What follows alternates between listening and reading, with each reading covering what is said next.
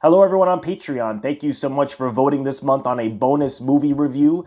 The winner this month is My Brilliant Career from 1979. This was directed by Gillian Armstrong. The novel was by Miles Franklin, and the screenplay was by Eleanor Witcombe. It starred Judy Davis, Sam Neill, and Wendy Hughes. For those of you who haven't seen it, I'll just read out a brief synopsis. A proud young woman in early 20th century Australia must choose between marriage and independence.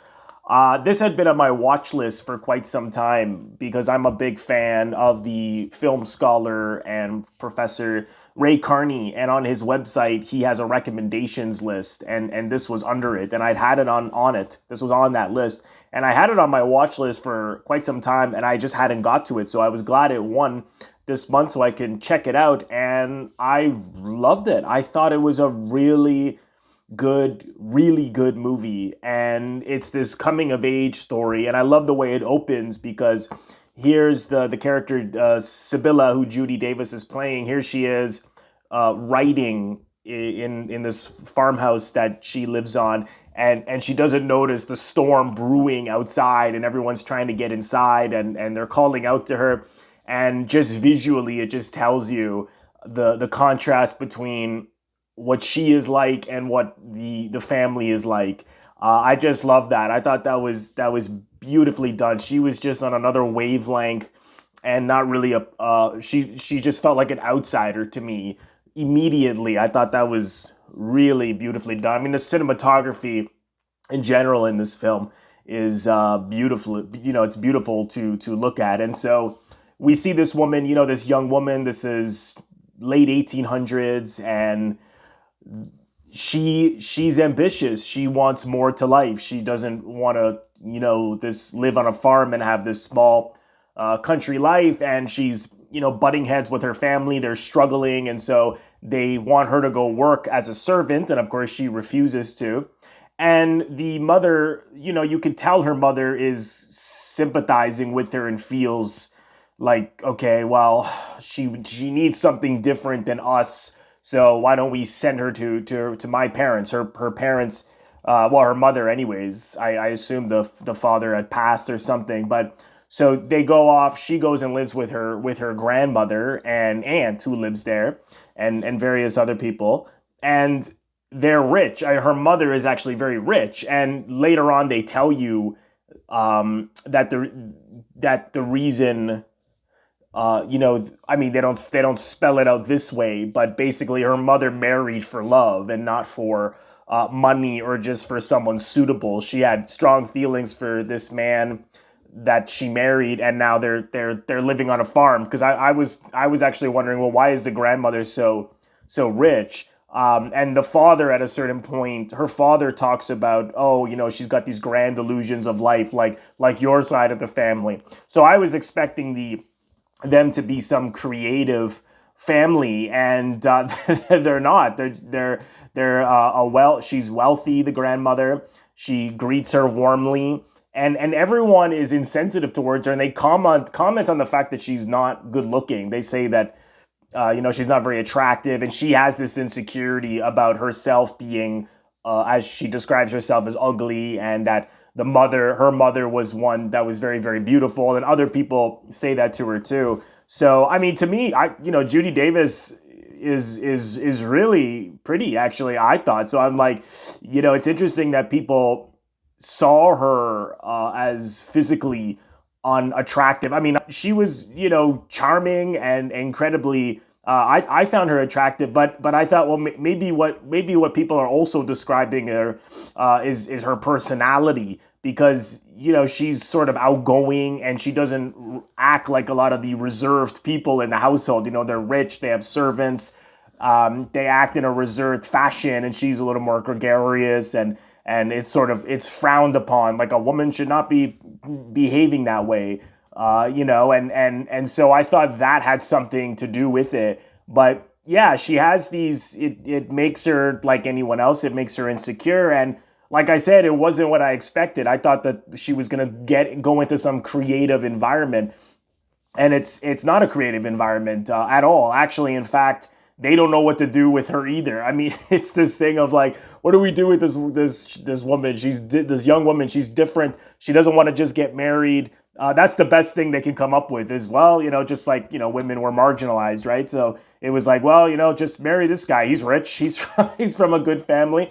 Because there's someone there who wants to marry her, but she doesn't like, and she refuses to marry someone at all. What I liked about her so much was just she's strong and she's tough and she has a backbone and she stands up for herself and she's not afraid to express how she feels.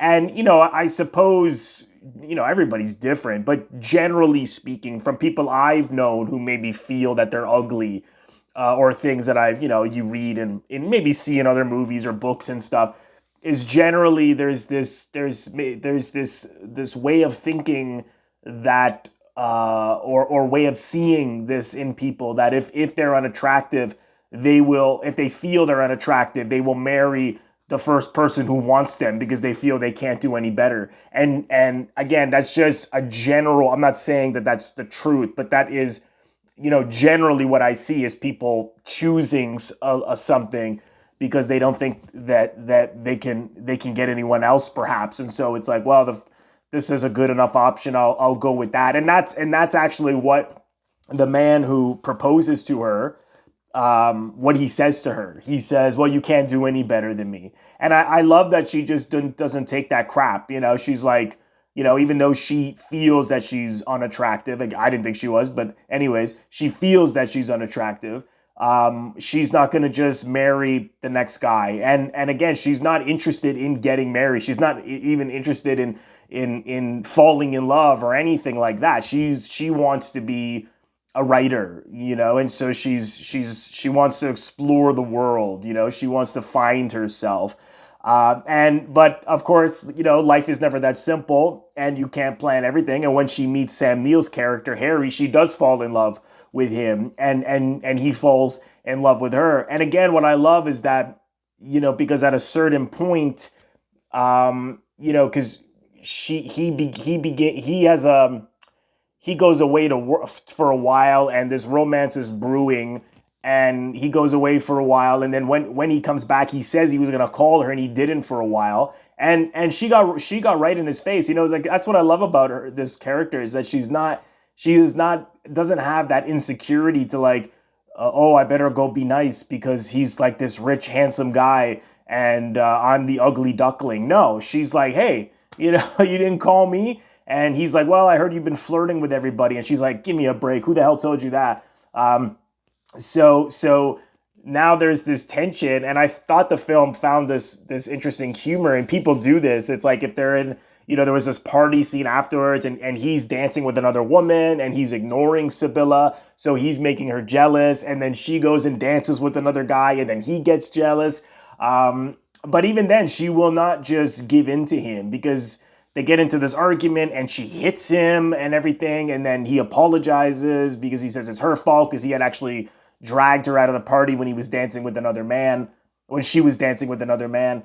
And, he's like, let's get married. And I honestly thought she was going to say yes. She's like, and she doesn't really give him an answer, she's like, no. And they spend the night together. You see this love is blooming, but she's like, I am not ready for marriage. She's like, I want to explore the world. I don't want to just jump into a marriage. And again, this is what I admired about her so much, is that she stuck to her guns.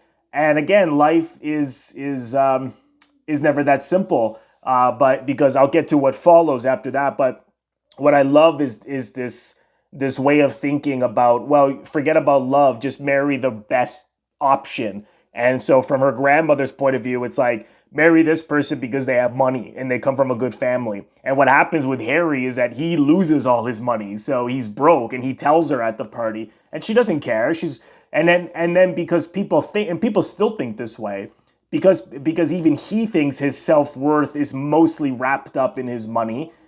He was afraid to tell her that he lost all his money because then he probably thought she wouldn't want to be with him. And then she's like, I don't, like, that's crazy. That's crazy to her. But it's like anything else. Life is never that simple, and she gets into a bind where she has to go help her family because her father has all these debts, and she's forced to go and take care of this family, and not take care of the family, but watch over the kids as a governess to this family. So she is like became like a teacher, and they are so they give her such a hard time. These kids, like they're really difficult. And it's interesting because amongst the rich people, they look down on her because she was poor. And again, it's subtle. They don't hit you over the head with these things. It's just the way that they look at her. She shows up in clearly the way she's dressed, like she's doesn't have money, and you could just see the looks that people give her. And at the dinner parties, because she would make some like crude jokes, and you see how people are like, this is not appropriate. It's all in the reactions that she's getting. But then it's flipped a bit, because when she goes and takes care of this family and takes care of the kids, she's not taking care of the family. She's mostly having to watch over the kids. She begins to look down at them because they're like picking up knives to eat food with some of the kids, and they're not even using forks, and she's like, what the, this is So it's interesting how that dynamic was flipped. She learned some of those snobbish attitudes from the family, but she does make the best of it. And I think she does see that maybe she was maybe judging them to an extent, and she does embrace the kids, and actually the family, you get the impression, grow fond of her. And so at the end, I kept thinking, oh, okay, yeah, she's gonna get married. And even when Sam Neill comes back in her life, they've been separated. She had actually said to him, I'll marry in a couple of years if you really need me to get married. If you need my help, I'll do it. And he comes back in the picture a couple of years later, and she still says no. She's like, I'm not ready. And it's also because of the fact that she didn't get to do what she wanted in the last 2 years, because she had to help her family, which was interesting, which I think was a benefit to her, because not to pass judgment, but the grandmother thought that it would be good for her to have to go and do something for her family because of the father's debts, and not be selfish. But when you're in your this is a coming of age story. When you're in your early 20s, what else? Of course, you're thinking about you. It's all about you.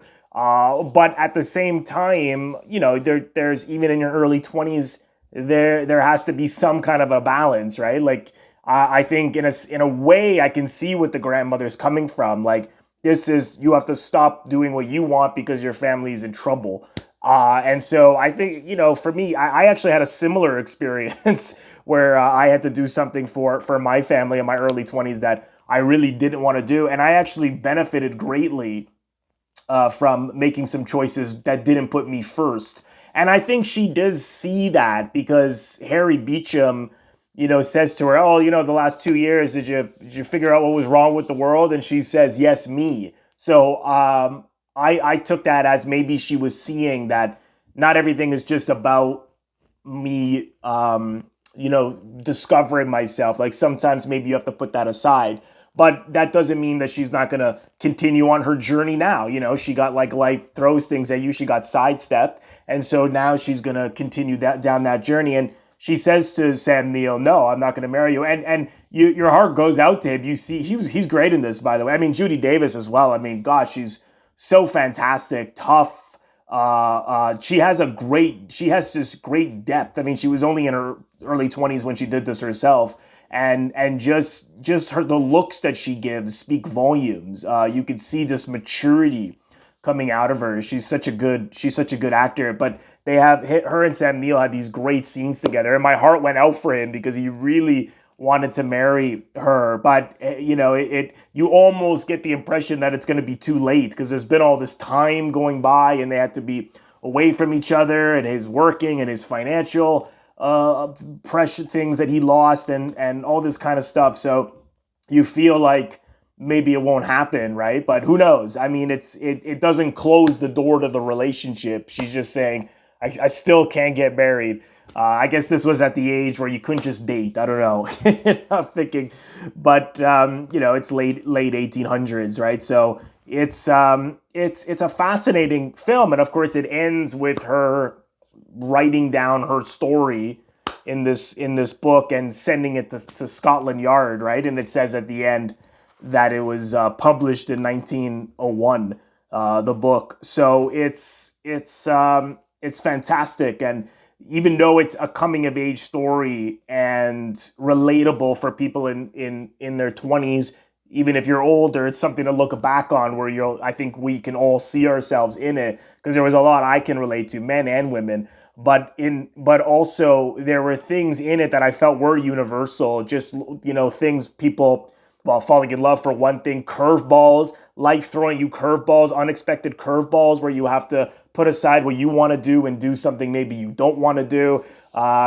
It's not just purely, blossoming into your 20s and into your adulthood. Well, blossoming is a strong word, but coming into, I should say, coming of age, right? Coming into your 20s and adulthood and 30s. It goes a little deeper than that for me, but it's a wonderful film. I really, really enjoyed it, and everybody was great in it. It was a fantastic Australian film and beautifully directed again by Gillian Armstrong. I have to see more of her movies because I haven't seen many of them, but this was fantastic. So if you haven't seen it, you can watch it on the Criterion channel. Thank you so much, everyone, for voting. I hope that you've enjoyed this review. Comment below. Let me know what you think of this film if you've seen it, or if you're going to check it out after watching this.